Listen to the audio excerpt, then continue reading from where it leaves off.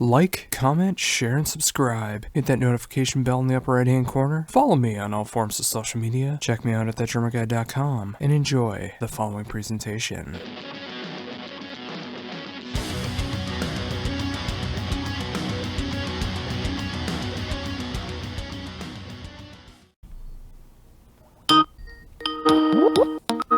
Hey there. Hi, how's it going? I'm fine, thank you. How are you? I'm doing great. Thank you very much for taking the time to do this interview. No worries, no worries. It's like my interview day, so I have some time today for that. Oh, awesome. Well, I appreciate you taking the time to be able to do that and talk about this amazing sophomore album from the Dark Element, Songs the Night Sings, which comes out today through Frontiers Music. I've gotten the chance to be able to check out this album over the last week, and as much as I love the debut album, I loved what you and Yanni did with that first album. I feel like this album is some of the strongest material that both of you have ever done in your respective careers. I love the melodicness, I love the heaviness, how catchy it can be. It just feels like a perfect album from start to finish. Thank you. Well, I also feel that this is a better album. I mean, I liked the first one, but it was like, if you feel like it's a tryout, you know, they were like, okay, let's see what we can do. We don't know each other. Let's go to the studio. I'll write some songs, Yanni said. And then we had the first one, and I think it's a really good album. But when I got the songs for this album, I could see that Yanni felt that now I can do all those things that he didn't maybe dare to in the first one. I mean, add some more heaviness, but still melodic, and add some more disco and stuff. So he said he just made it bigger and bolder, and I think he has. Yeah, I definitely agree, and I love it for that. I mean, as heavy as it can get, it is so danceable at the same time, and it's so catchy, and it's so memorable that you just remember the riffs and the hooks, the melodies, the vocal lines, everything about it. I mean, it's just great anthems from like start to finish, and every single song is just so strong. Yeah, and what I like about Yanni's writing the songs is because he doesn't overcomplicate things, you know. There are some progressive elements and stuff, but still it's very easy listening, the songs, and also that he always tries to have that kind of, like you said, catchy hook in it, which I think is important, because sometimes I believe songwriters overdo it when they're like, I need to put something more in here, need to put, you know, and it gets a bit too hard to listen to it. So I appreciate his writing style in the album, that it's very easy. Yeah, and that's why I love your take on it as well, because you're able to shine so much because of all the groundwork that he has musically. Yeah, I mean, he serves the songs he just put them to me to do whatever I want to do with them, and there is a good bass, and then when I go to the studio and I have the freedom to put the right key for my voice and try them out and do the harmonies. I have so much creative freedom, even if he's the songwriter, and he respects me and believes in me. So he never says that something is bad. He always okay, you did like that. Okay, it's okay. So I think we have a very good vibe between us, a trust that I know what I'm doing and he knows what he's doing. So, with that in mind, I mean, obviously, going from the debut album to this album coming out today, I mean, when you started coming up with ideas for this album, I mean, what was there any moments of challenge on this album, or did every song feel like you knew what to do with it right away? Well, for me personally, I mean, Yanni writes the songs and then he sends them to me, and this time I actually also sent some lyrics. He asked for that. So he has used some of my words and meanings in Pills on a Pillow, for instance. So I think he had one of those when he didn't come up with any lyrics, and then he asked me and then I sent some, and then it worked again.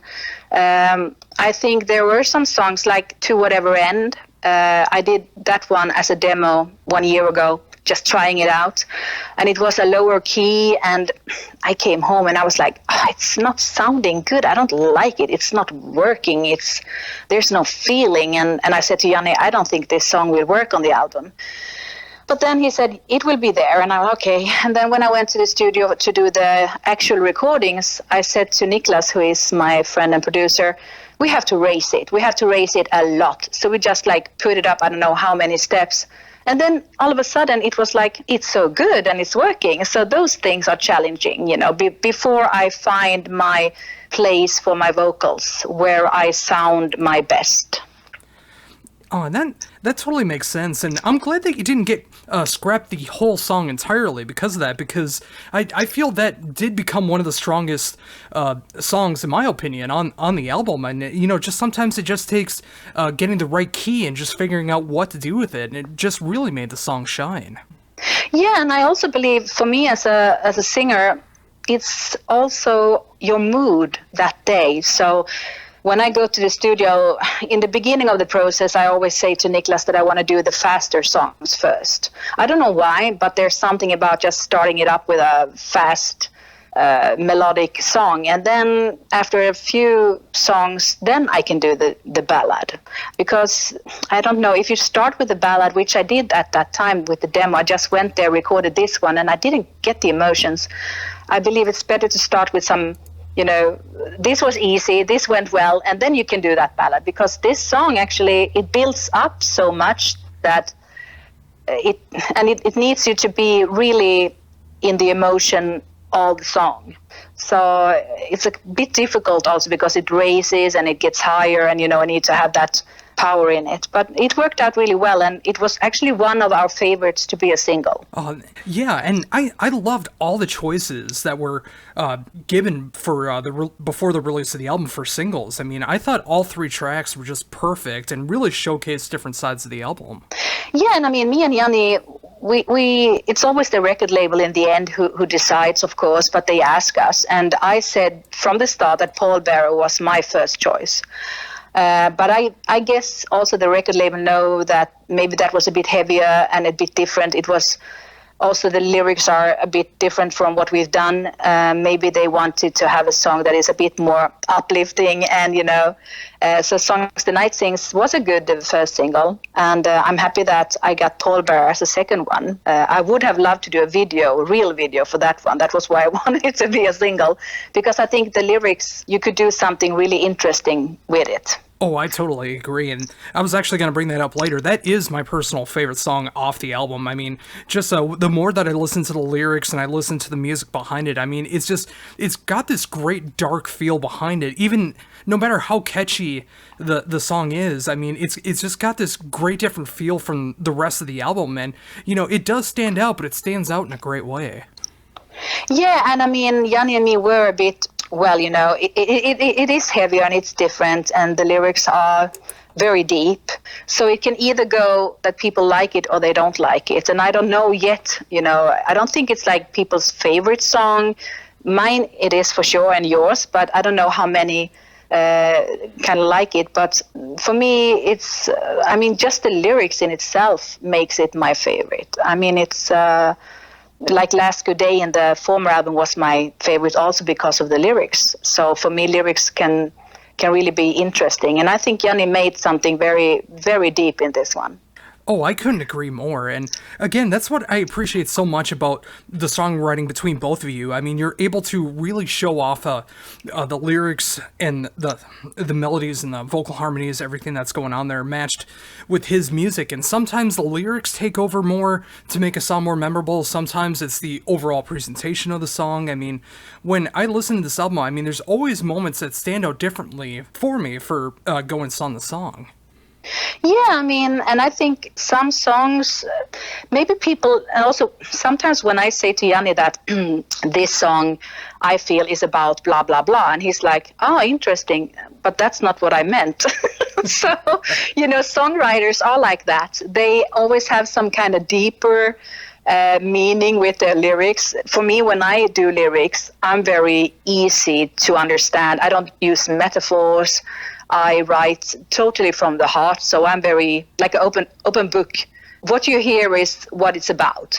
But many songwriters like Janni, for instance, and others also, they kind of write something that is totally not what they mean. And it's all about the interpreter. It's all about the listener and how you take it to you. But I think like Not Your Monster could be about anything, actually. It could be a monster, or it could be about a bad person. Only Yanni knows. So it's, it's very interesting. Yeah, and that just makes me think even more about like how much I appreciate this album from that lyrical standpoint and what you're able to do vocally as well. I mean, whether you're writing your own lyrics and it does have that deep personal attachment that is just like right out there for people to understand, or something that is more metaphorical, like something like Not Your Monster. I mean, when you're able to do both sides, you're really able to show off your balance and creativity as a singer when you're able to go into different types of lyrics like that. Yeah, and I mean, I can just imagine that when Yanni sends me the song and then I go to the studio and then I interpret the lyrics and sing that song in my way, I think sometimes he's like, oh, so she did it this way. Because maybe I emphasize things or do it a bit heavier than he thought that it was going to be. But never under these two albums he said that wasn't okay and you shouldn't sing it like that. Maybe my interpretation is okay, but it's only he who knows if I truly understand what I'm singing. I can only guess, what I believe they are about. But I never ask him, like, what's this? I had to do that in my former band a couple of times. I just had to ask the songwriter, is this song about this? Because they were so deep and metaphorical that as a singer, you need to know what you're singing about. If you don't, it's quite hard to put the emotions in. But I never had to ask Yanni about that. Yeah, and that's just so cool to me. I mean, with your previous band, I mean, there's always different interpretations that can go into those songs and the songs that you were able to sing with it. And the fact that you were able to go from that to the dark element here, and just being able to work with different kinds of songwriters, different styles of people who write lyrics, and for some it is going to be more metaphorical where you do have to ask out. Some it's more metaphorical where there is no right answer, and I think that's just so cool to be able to adapt like that. Yeah, and I think that's what's interesting as a singer, to put your thing to the table, so to say, to try and understand what that songwriter means. Because like I said, if I write my own songs, I know what they mean, and I know how to sing them and how to emphasize things. Here it's a bit more difficult, but it's also what makes it very interesting. Yeah, and again, I think that's what makes this album stand out so much more is when you were able to have more of that lyrical input into it, and you can really get a feel of what the song should have been. So when you do have a song like Pills on My Pillow and you're able to really know what you wanted to go for lyrically, I think it makes it stand out so much because of that. Yeah, of course. And I believe it's always nice to be able to participate with the lyrics. And now I am doing that in one song, and maybe there will be more in the next album. I do love to write. And when I write lyrics like for Yanni, I just sat down and wrote something from my head, just like words. And then he just picked up what he wanted to use. When I write a whole song for my own music, of course, it's a story from my life.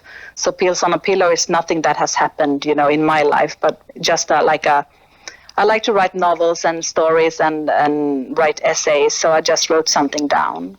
So it doesn't have any deeper meaning in that way, but it turned out quite well after he added his things. Oh, I totally agree. And yeah, that's what I like about your lyrical style. I mean, sometimes it can be autobiographical, sometimes it can just be telling a story or a novel, so not everything has to come from that personal aspect of real life things happening. Sometimes it's just being a great storyteller, and that's a great example of that.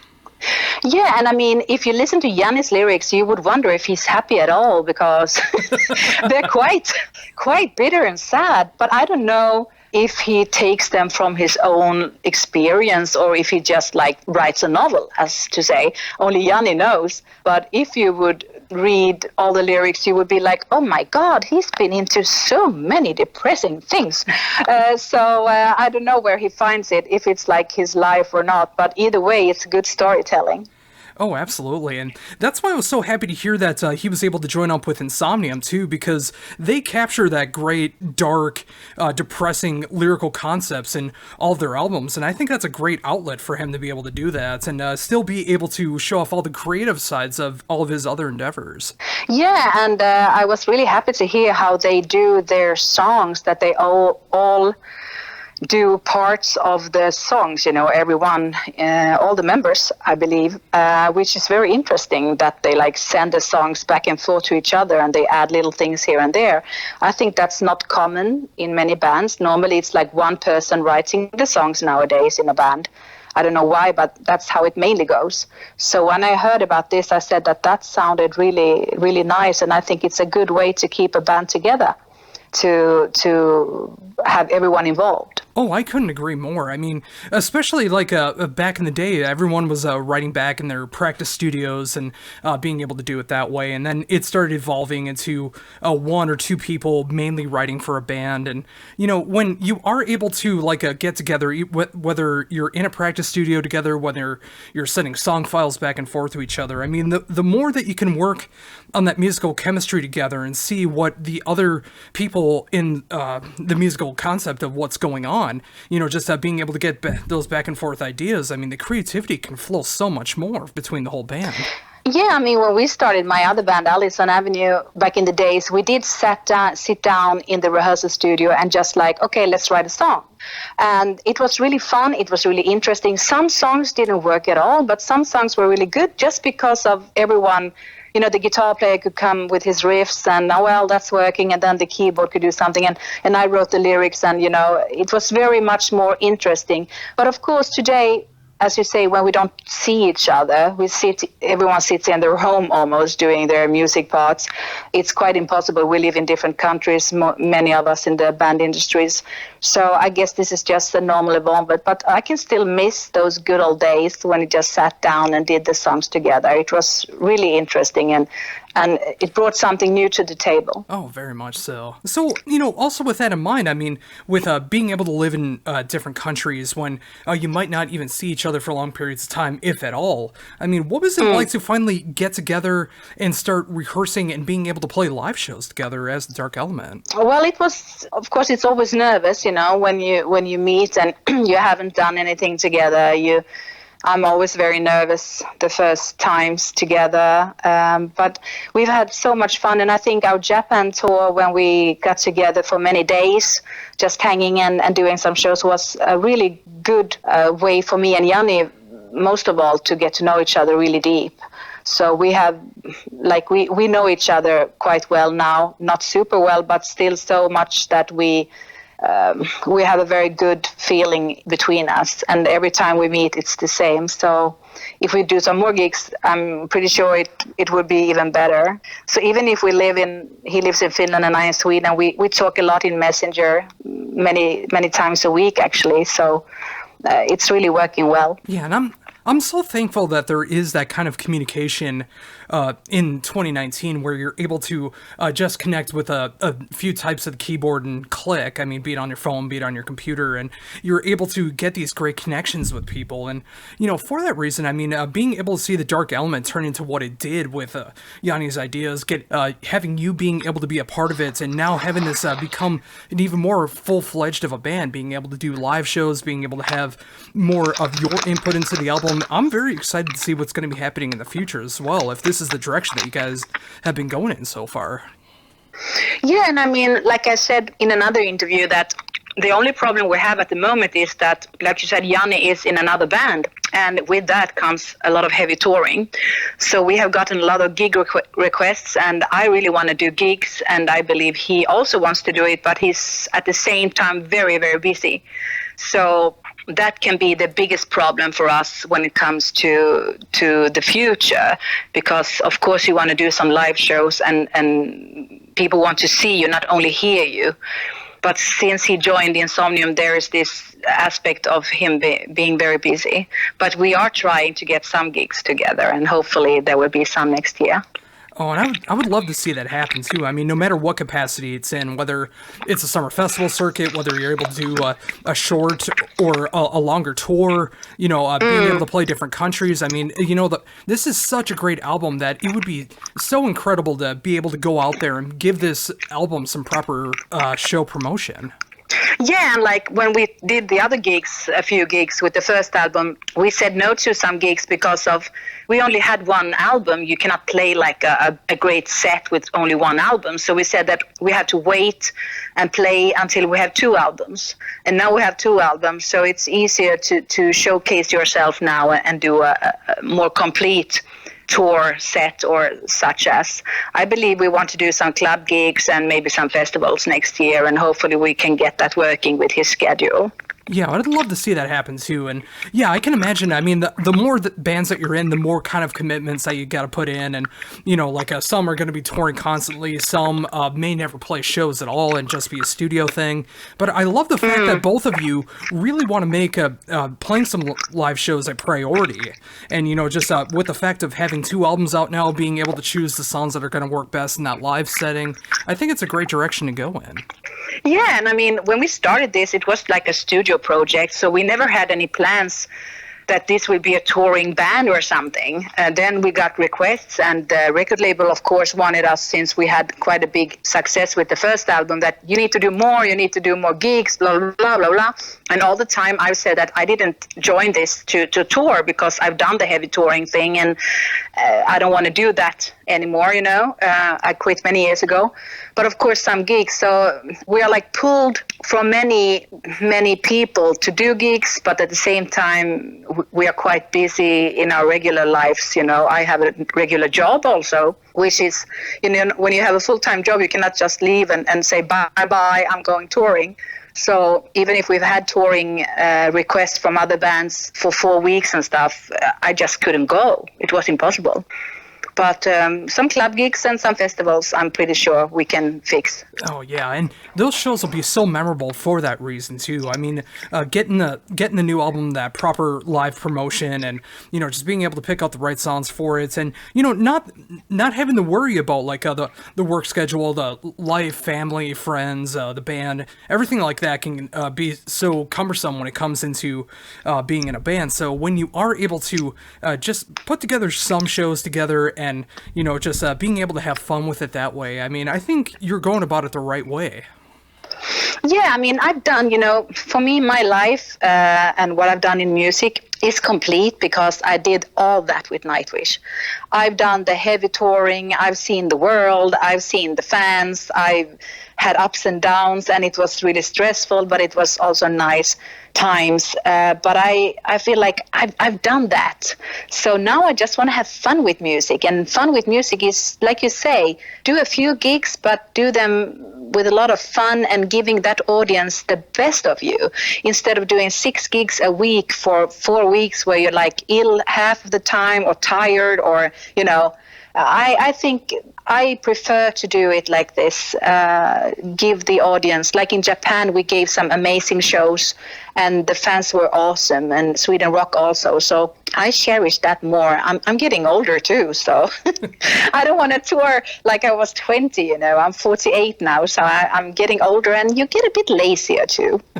Well, it's completely understandable too. I mean, especially when you have been in that situation, like with Nightwish, where you were able to play all over the world so many times, and sometimes being able to play a show in Montana on a Thursday night to just a few people there is just not really something you want to do when you can put all that time and energy into doing some great European festivals for the summer, or doing some club shows like a week or two at a time, or being able to go over to Japan and do some awesome shows like that, rather than doing that full scaling touring, because quality means so much more than quantity. I mean, I love to tour America. Truly, it's been one of the best things we've done with Nightwish. It's been doing that, mainly because I love those small shows. I love when, we had like 700 people in the audience, mosh pits, and it was like so much fun, and just seeing the whole continent. So I would love to do that again, but it's also this financial aspect, because it costs European bands a lot of money to go to America and do that kind of touring.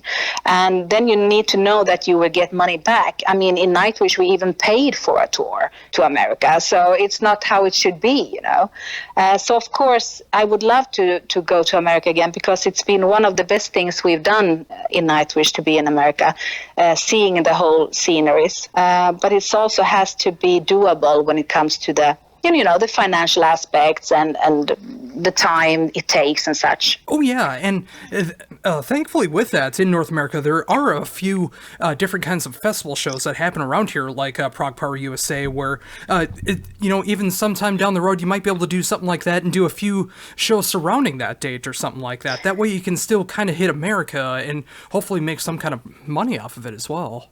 Yeah, we actually turned Prog Power down with our first album, actually. Yes, we did. And it was mainly because you cannot only go and do one gig. Like I said, it's not profitable at all. And we didn't have time to plan any gigs surrounding it. So we have been asked, and we said no thanks at that time. But that's not something we don't want to do at any time. We can, of course, do Prog Power another time. It would be nice. Oh, totally. Yeah, and, until then, being able to hit Europe, the fact that you were able to play over in Japan, I mean, any other feasible opportunities that come up with this album, I mean, it's an exciting time to be in the Dark Element right now. I mean, with the album coming out today, so many people are being able to wake up and check this album out and see how much love for it like I have, and hopefully being able to appreciate it as much as I do. I mean, there's so much to look forward to, and, it's awesome to see everything that is going on in your world right now.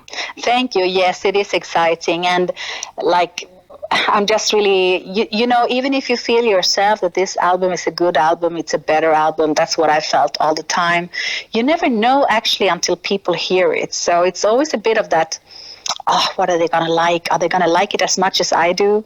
But it seems at this time today, and after the Monster video, which has had a lot of views already, that people do appreciate it. So it's really nice. And me and Janne are very thankful for all the support, of course, that we get. Oh, absolutely. And I think with that, that's a fantastic note to end on. Thank you so very much for taking all this time to be able to talk to me about everything going on in your world right now. And of course, the brand new album from the Dark Element, Songs the Night Sings, which is available today through Frontiers Music. I love this album. It's easily going to be one of my favorite albums come the end of the year when I'm making my best of 2019 list. I'm so excited to see where the band is right now, all the opportunities that are going to be coming your way, how excited you are actually about the album, and knowing that pure love and passion that went into this album. And again, I just thank you for your time to be able to talk about all of it. Thank you so much, and thank you for taking your time to talk to me. It's really appreciated. And I hope that we will see you sometime, maybe in America. Oh, absolutely. I mean, whether it's over here in America or I got to make the trip over there to Europe to an amazing show. I mean, I'd love to be able to see the Dark Element in a live setting. Yeah, I hope so. I really hope so. But there will be some gigs, I'm sure.